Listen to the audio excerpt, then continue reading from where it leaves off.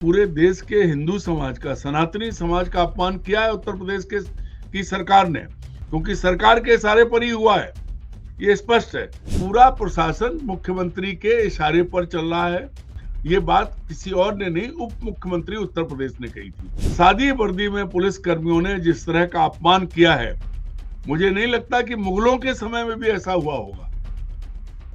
मार रहे हैं बाबाओं को पकड़ के, सन्यासियों को जटाओं से पकड़ के मार रहे हैं, बंदूकें लगाए हुए हैं, खींच रहे हैं। योगी आदित्यनाथ स्वामी अभिमुक्तेश्वरानंद को सबक सिखाना चाहते थे। जब स्वामी अभिमुक्तेश्वरानंद काशी की बात करते हैं, मोदी के फैसलों पर सवाल उठाते हैं, जब वो इलाहाबाद के कुंभ के दौरान मारे गए लोगों पर सवाल उठाते हैं, तब वो दुश्मन बन जाते हैं और उनके साथ उसी तरह का व्यवहार हो रहा है। खुद शंकराचार्य जी ने कही थी कि योगी आदित्यनाथ के इशारे पर ये सब हुआ है, क्योंकि वो उनसे नाराज हैं।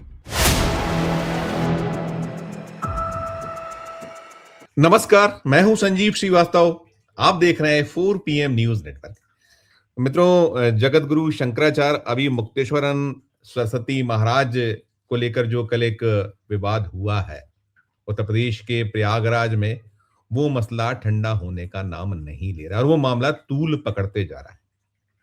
आज अभी मुक्तेश्वरानंद जी ने प्रेस कॉन्फ्रेंस की और सीधे मांग की है कि इस पूरे मामले में उत्तर प्रदेश की सरकार, मुख्यमंत्री योगी आदित्यनाथ माफी मांगे। लेकिन जिस तरह का रुख योगी आदित्यनाथ का है, वो साफ तौर पर दिखलाया दर्शा रहा है कि ये मामला जल्दी ठंडा होने वाला नहीं, क्योंकि वो भी उसी अंदाज में पेश आ रहे हैं जिस तरीके से एक उनका रवैया रहता है। खास जो समुदाय है, मुस्लिम समाज है, कुछ वैसा रवैया सनातनियों को लेकर भी वहां की पुलिस का तो देखा ही देखा था, और वैसा ही कुछ यहाँ नजर आ रहा है योगी आदित्यनाथ का। और चूंकि मामला अभी मुक्तेश्वरानंद जो महाराज हैं, मध्य प्रदेश से बड़ा जुड़ाव है और वे लगातार मुखर रहे हैं, मोदी सरकार को निशाने पे लेते रहे, और जो गौ हत्याओं का मामला है उसको लेकर बेहद बेहद तल्ख अंदाज में लगातार वो, चाहे मध्य प्रदेश की सरकार हो, उत्तर प्रदेश की सरकार हो, राजस्थान की सरकार हो, तीनों ही जगह भारतीय जनता पार्टी की सरकार है, घेरते रहे। और भी ऐसे मसले रहे हैं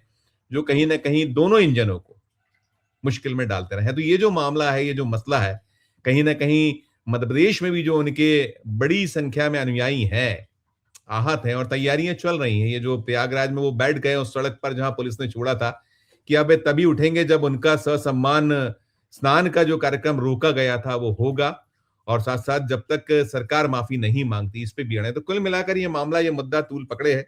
चलेंगे आज की जो हमारी ये खास पेशकश होती है, जुड़ गए अरुण दीक्षित जी। अरुण जी, बहुत बहुत स्वागत। अरुण जी, जो उत्तर प्रदेश की सूचनाएं आ रही हैं, वो कहीं ना कहीं ये जो मध्य प्रदेश है, मैंने जैसा कहा कि उनके अनुयायी अभी मुक्तेश्वरानंद जी महाराज के यहाँ भी हैं, खोल रहे हैं, और है एक मामला, मसला जो तूल पकड़ रहा है। शुरुआत चाहूंगा आपकी कि ये जो क्या है, ये योगी आदित्यनाथ जो सनातन और हिंदुत्व के पैरोकार बनते हैं, वहां जो हो रहा है प्रयागराज में, जो हुआ मौनी अमावस्या के दिन, क्या कहेंगे इस पर आप? संजीव जी, जो कुछ हुआ वो बहुत ही दुखद हुआ है, इसमें कोई दो राय नहीं है। लेकिन जो पृष्ठभूमि है, उससे ये साफ दिखता है कि पुलिस अफसरों ने अपने स्तर पर ये नहीं किया है। देखिए क्या क्या हुआ।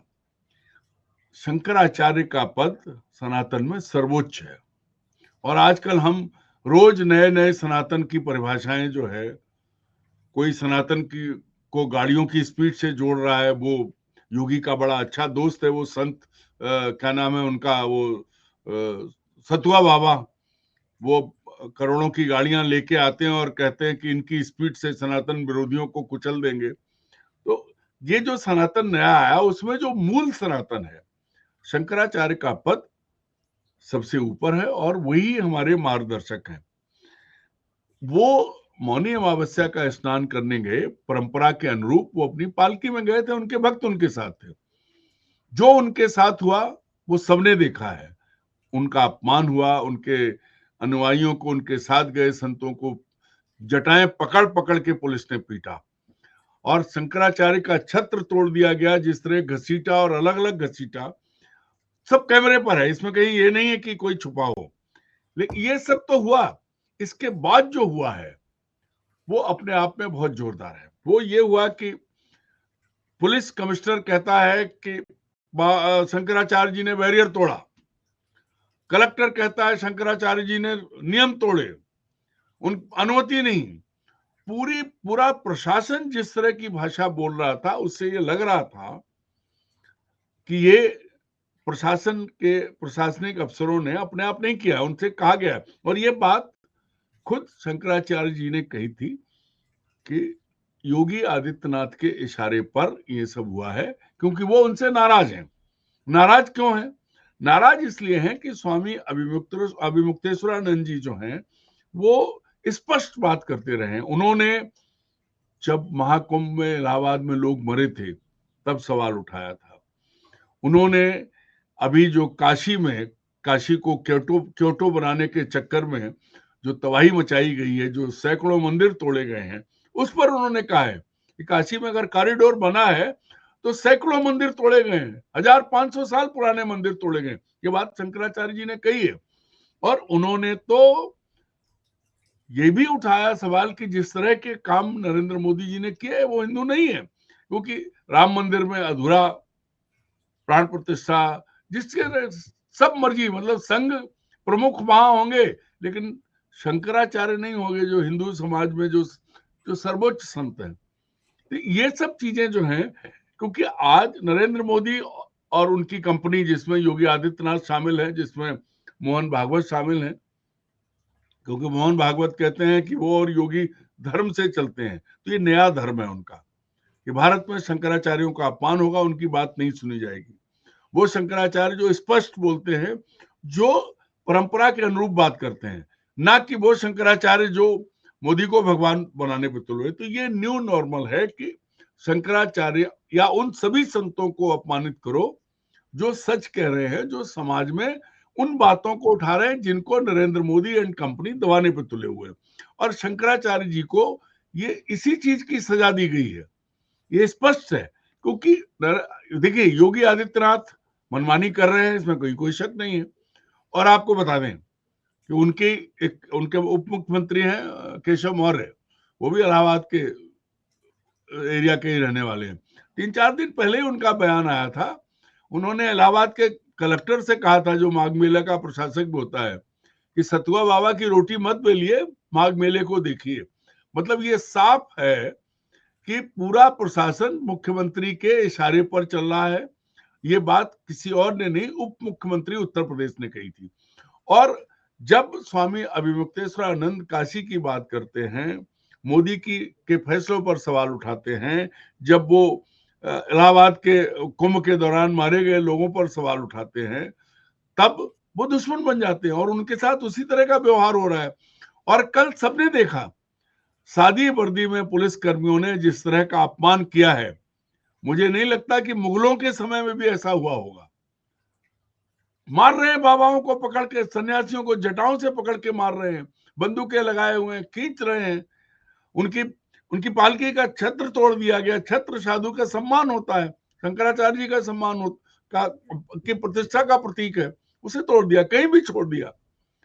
ये जो है, ये शंकराचार्य जी को निशाने पर लिया गया।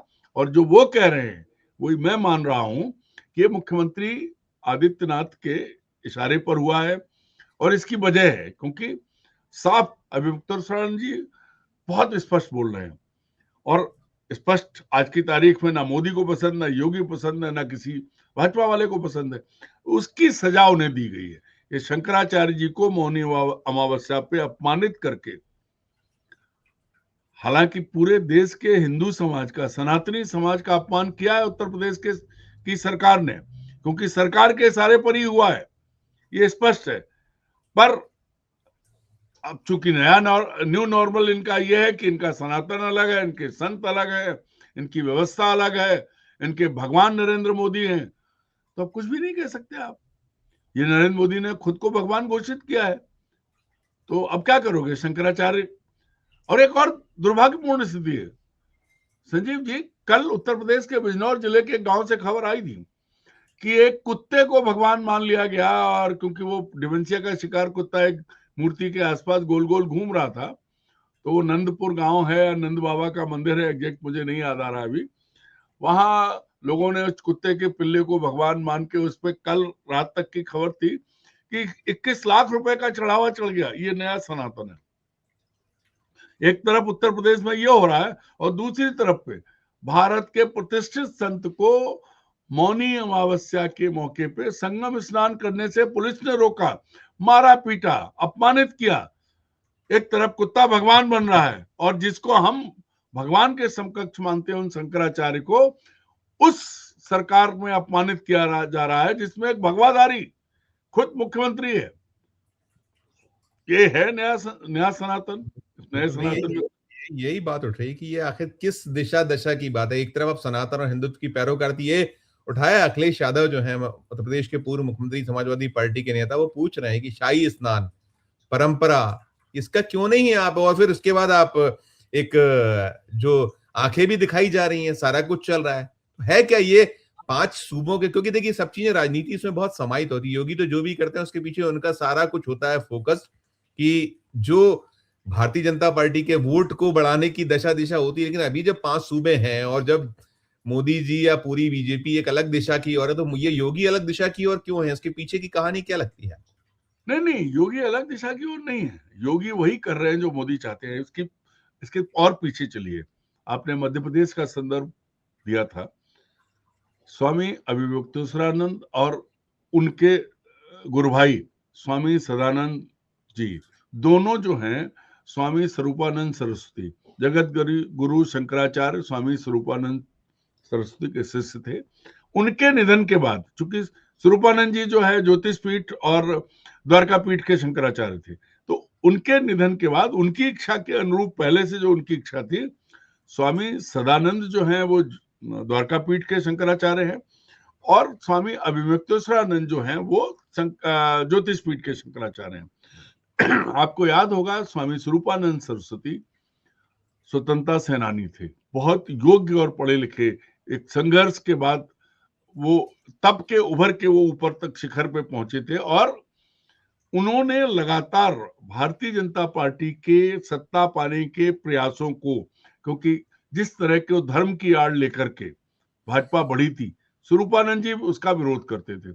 उनको कांग्रेसी संत भी कहने लगे थे लोग, लेकिन वो अपनी बात पर लगातार, चाहे मंदिर का मुद्दा हो उसमें वो शामिल थे। जब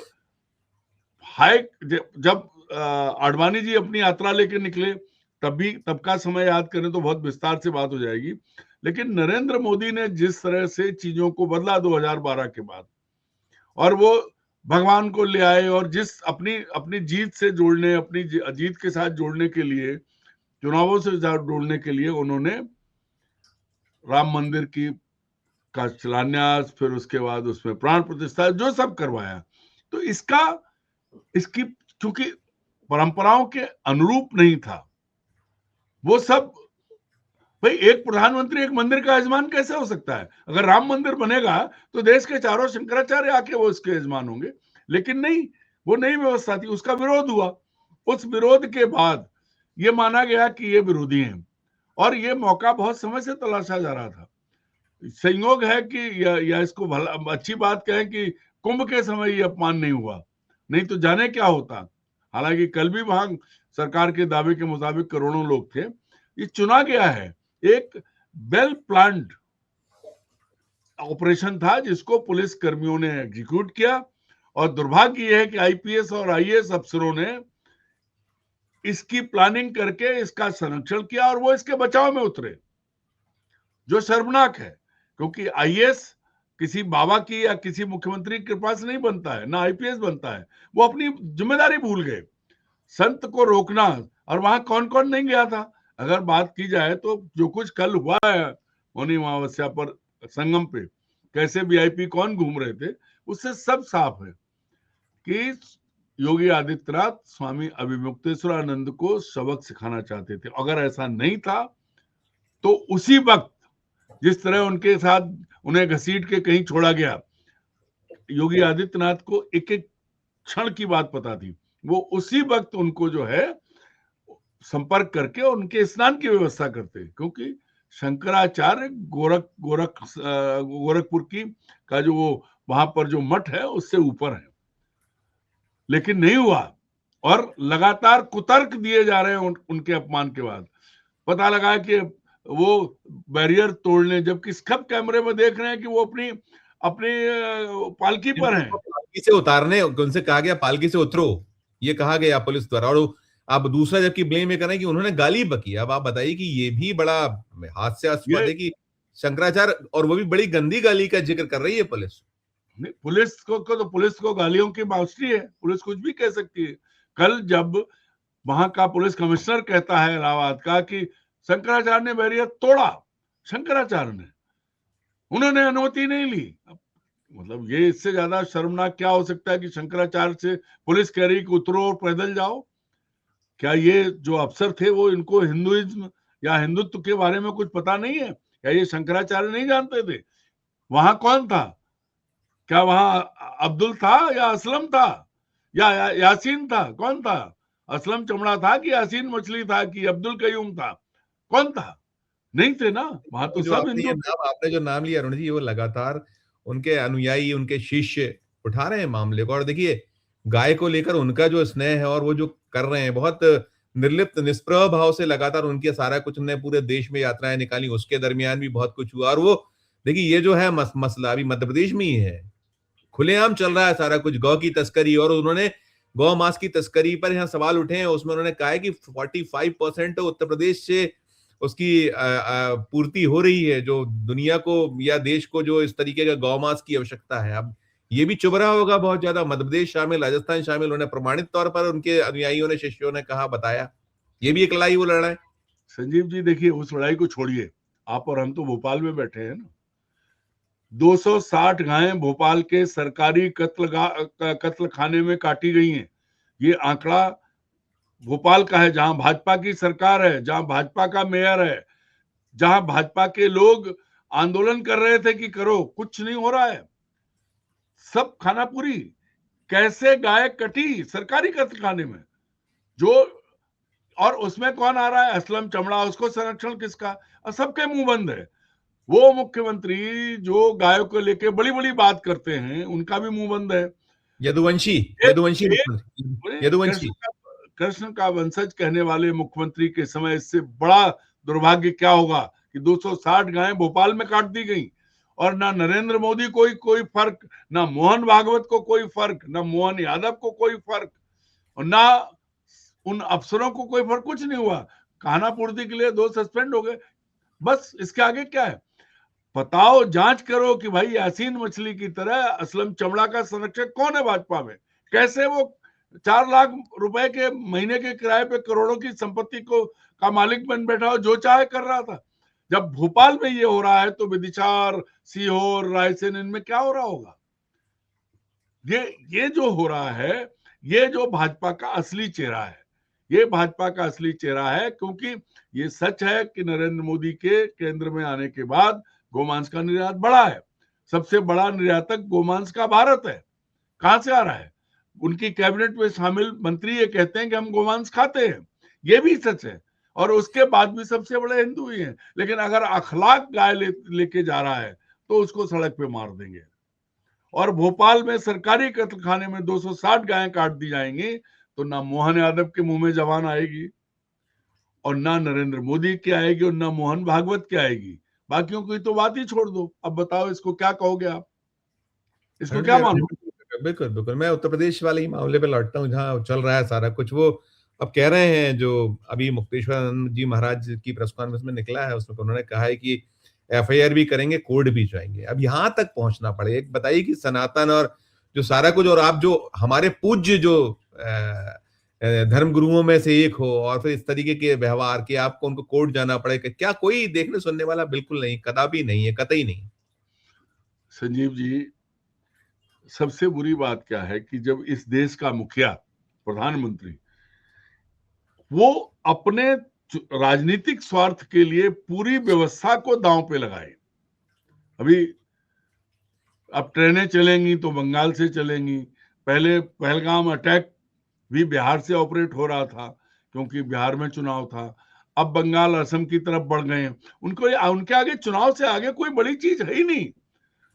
अगर होता तो अमेरिका के राष्ट्रपति डोनाल्ड ट्रंप कितना अपमान कर चुके हैं भारत का, लगातार कर रहे हैं, और कितने चुपके से चाबहार पोर्ट से सरकार हटी है अरबों रुपया लुटा के। कोई फर्क नहीं है, कोई मतलब नहीं है, जवान नहीं है मुंह में, देश का अपमान हो रहा है।